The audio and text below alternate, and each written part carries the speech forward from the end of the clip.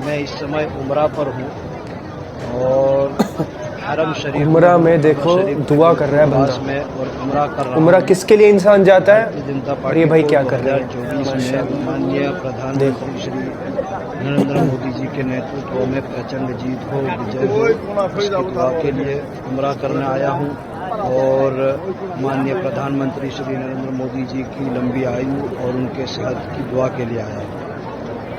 अस्सलामुअलैकुम दोस्तों, welcome to secular मियाँ भाई चैनल। तो एक तरफ जहां पर बीजेपी की सरकार ने उत्तराखंड के अंदर शरिया खत्म करने का ऐलान कर दिया है, तो दूसरी तरफ कुछ मुनाफिक जिसे अल्लाह ने अपने पाक घर के पास बुलाया है, तो ये कह रहा है कि ये इसके लिए नहीं गया बल्कि मोदी के लिए गया है। ये शख्स मक्का जाकर उम्रा करते हुए 2024 के इलेक्शन में बीजेपी की जीत और मोदी की लंबी उम्र के लिए दुआ कर रहा है। इंडिया में लाखों लोग तरस रहे हैं मक्का जाने के लिए, उम्रा करने के लिए, और जिन्हें मौका मिल रहा है ये वहां पर जाकर ऐसी दुआएं कर रहे हैं। हैदराबाद यूथ कांग्रेस के सलमान खान और सैयद अयूब ने उठाई मौलाना मुफ्ती सलमान अजहरी के सपोर्ट में आवाज। अस्सलाम वालेकुम रहमतुल्लाहि बरकातहू। जैसा कि आप लोग सब जानते हैं कि हिंदुस्तान में मुसलमानों की आवाज को दबाने की भरपूर कोशिश की जा रही है। कानून का गलत इस्तेमाल किया जा रहा है, हमारे नौजवानों को जेलों में डाला जा रहा है। हद तो ये हो गई कि हमारे उलमा इकराम को, मुफ्तियों को जेलों में डाला जा रहा है ताकि मुसलमान डर जाए। मगर याद दिला दूं कि हम मुसलमान किसी से डरते नहीं सिवाय अल्लाह की। हम अल्लाह की बारगाह में सजदारेज होते हैं, यहाँ के कानूनों के सामने नहीं, याद रख लो। और सलमान अजहरी साहब को जिस तरह से गैर कानूनी अरेस्ट कर उनको जो जेल में डाला गया है, ये बहुत गलत है। कानून का गलत इस्तेमाल कर उनको सलाखों के पीछे डाला गया है, सिर्फ ये बोलकर कि उन्होंने किसी धर्म को ठेस पहुंचाई। मगर उनका बयान यही था कि कुत्तों का वक्त आया है, हमारा तो दौर आएगा।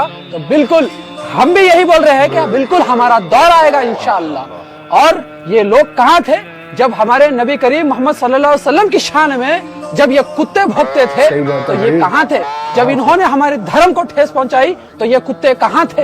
ये कुत्तों ने जब हमारे इस्लाम के बारे में गलत बोला, तो ये कुत्ते कहाँ थे। एक हमारे पास एक कुत्ता है, हर रियासत में एक कुत्ता निकलेगा। ये कुत्तों के खिलाफ क्या कार्रवाई हुई। सलमान अजहरी साहब को रिहा करना ही होगा।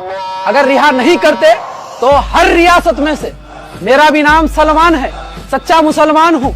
उत्तराखंड के अंदर यूनिफॉर्म सिविल कोड का बिल पास होने के बाद all India Muslim personal law board की तरफ से एक स्टेटमेंट जारी किया गया है, जो आपके स्क्रीन के ऊपर आप देख सकते हो। यूसीसी पर मुस्लिम पर्सनल लॉ बोर्ड ने कहा है कि शादी तलाक का जो कानून है, शरीयत का कानून, उसे बदलने की कोशिश की जा रही है। और लास्ट में अजीब तौर पर लिव इन रिलेशनशिप के लिए कई कानून लागू किए गए हैं। लिव इन रिलेशनशिप का जो कानून बनाया गया है, सभी मजहब के लिए सही नहीं है। यूनिफॉर्म सिविल कोड का जो कानून है, उसमें दूसरी शादी करने पर भी बैन लगाना भी सही नहीं है। इन्होंने कहा है कि दूसरी शादी मौज मस्ती के लिए नहीं बल्कि सामाजिक जरूरत की वजह से की जाती है। अगर से दूसरी शादी करने पर बैन लगा दिया गया तो इसमें जो है खवातीन को ही नुकसान होगा। इसको लेकर पहले से ही परेशानी है। इस मामले में आदमी को मजबूरन पहली पत्नी को तलाक देना होगा। फिर दूसरी जात वालों को यूसीसी 2024 के बिल से बाहर रखा गया है। दूसरे सभी जाति समुदायों को उनके रीति रिवाजों में छूट दी गई है, जबकि कई परेशानियों का जवाब नहीं मिला है। यानी उत्तराखंड के अंदर अगर से कोई मुसलमान दूसरी शादी करना चाहता है तो उसे पहली बीवी को तलाक देना पड़ेगा। अगर वो ऐसा नहीं करता है तो उसके ऊपर कानूनी कार्रवाई होगी। मुस्लिम पर्सनल लॉ यानी शरिया एप्लीकेशन एक्ट 1937 के मुताबिक निकाह, तलाक और विरासत से सभी संबंधित मामले इसी एक कानून के द्वारा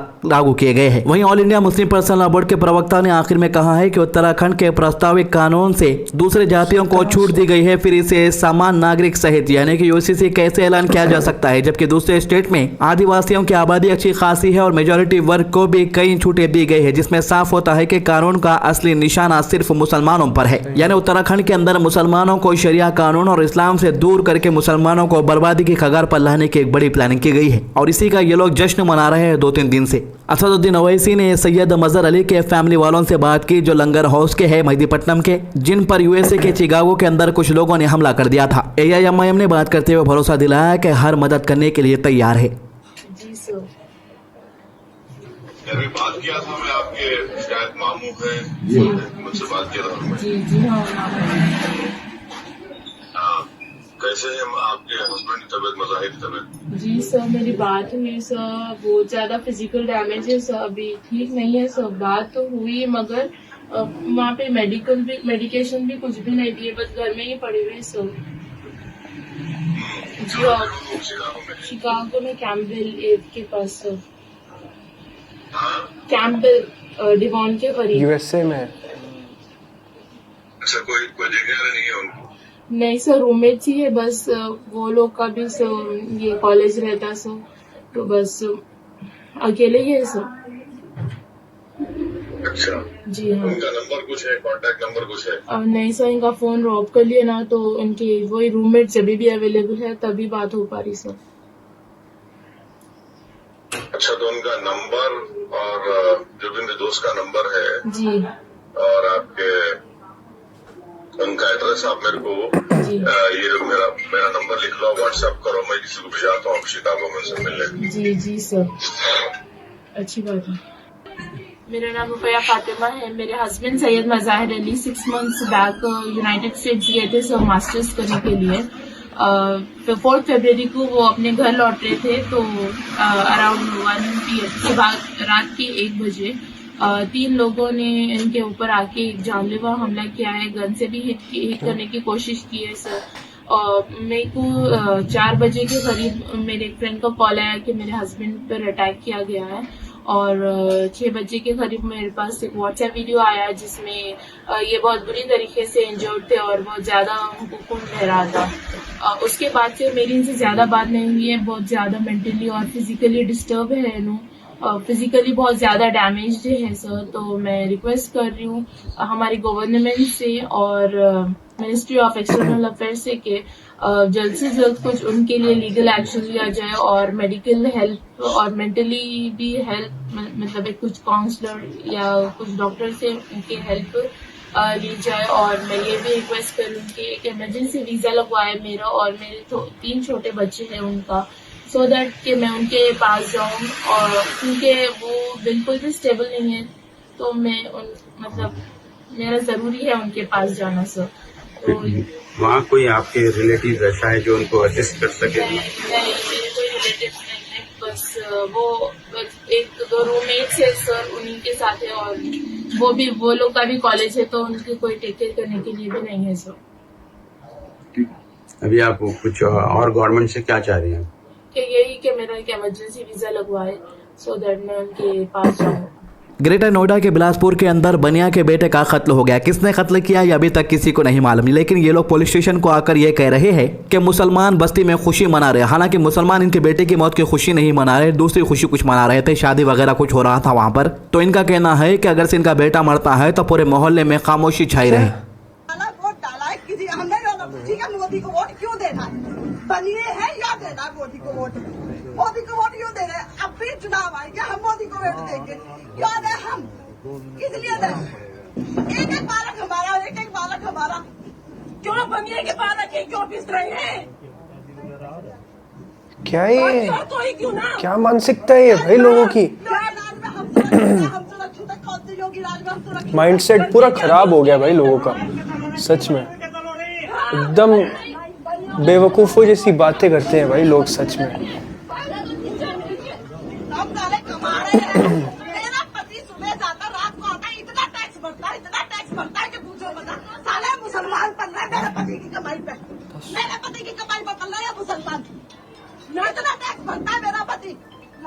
बोल रही है कि मेरे पति के कमाई पे पल रहा है मुसलमान। एक मुसलमान को भी इसका पति का 1 रुपया नहीं मालूम होगा। ये अजीब जबरदस्ती है कि ये लोगों के लोग मर रहे हैं और ब्लेम हमारे ऊपर डाला जा रहा है। इस वक्त तो नॉर्थ इंडिया के ऊपर जहां जहां पर बुलडोजर चल रहा है, सारे के सारे मोहल्ले मुसलमानों के हैं, सारी दुकानें मुसलमानों की है। एक भी गैर मुस्लिम की दुकान पर ना गैर मुस्लिम के घर पर बुलडोजर चल रहा है। ये वीडियो मुंबई के डोंगरी का है 7 फरवरी का, जहां पर सिर्फ मुस्लिम इलाकों के अंदर बुलडोजर चल रहा है। ना ये लोग मुसलमानों को रिजर्वेशन देते हैं, ना मुसलमानों को जॉब देते हैं, ना मुसलमानों को खुद का कारोबार करने दिया जा रहा है, कारोबार को तबाह कर रहे हैं ऐसे ही। असल हकीकत यह है कि ये लोगों ने योगी को इसीलिए जिताया है ताकि योगी मुसलमानों को बर्बाद करे। यानी इन लोगों का कहना है कि योगी जब बुलडोजर लाता है तो मुसलमान डर जाते हैं। इन्हें इनकी बेरोजगारी की फिक्र नहीं है, इनके बच्चों की फिक्र नहीं है, इन्हें फिक्र है तो सिर्फ मुसलमानों की, मुसलमान आगे ना बढ़े मुल्क में। योगी कितने दिन रहेगा और योगी को बुलडोजर चलाने के लिए भी हरा झंडा पकड़ना पड़ता है। जरा वीडियो में गौर से देखिएगा। चाहे योगी रहने दो, मोदी रहने दो, जब तक हाथ में हरा झंडा नहीं पकड़ता तब तक ना बुलडोजर चलता है ना ट्रेन चलती है। आज की अच्छी बात, रसूलुल्लाह सल्लल्लाहु अलैहि वसल्लम ने फरमाया, बेहयाई जिस चीज में भी हो उसे बदनुमा कर देती है और हया जिस चीज में भी हो उसे खुश खुशनुमा कर देती है। इब्ने माजा 4185। हमारे चैनल को सब्सक्राइब कीजिए, वीडियो को ज़्यादा से ज़्यादा शेयर कीजिए। अल्लाह हाफिज़। सो गाइज, ये था हमारा रिएक्शन। आप देख सकते हैं किस तरह से एक बंदा उम्रा के लिए जाता है। उम्रा पे अल्लाह ताला जिसको बुलाता है, एक बहुत बड़ी बात होती है एक मुसलमान के लिए कि वो मक्का मदीना जाए, वहाँ पे ज़ियारत करे, दुआएं करे। वहाँ पे जाके वो दुआएं करने के लिए जाता है, वहाँ पे इबादत के लिए जाता है। और एक शख्स वहाँ पे गया खास मोदी साहब के लिए दुआ करने के लिए कि वो इलेक्शन जीत जाए। मतलब आप सोच सकते हैं इस चीज़ के बारे में, और वीडियो बना के डाल भी रहा है। देखिए आप, ठीक है, उनकी पर्सनल चॉइस है, हम उसमें क्या कहें। और ये देखिए, बुलडोज़र पे बुलडोज़र चल रहे हैं। मुसलमानों को रिजर्वेशन नहीं मिल रही है, मुसलमानों को कारोबार नहीं करने दिया जा रहा। मुसलमान करे तो करे क्या, बट कोई बात नहीं, स्टिल वी आर हैप्पी अल्हम्दुलिल्लाह, because Allah is with us. सीधी सी बात है, बाकी तो कोई मसला ही नहीं है।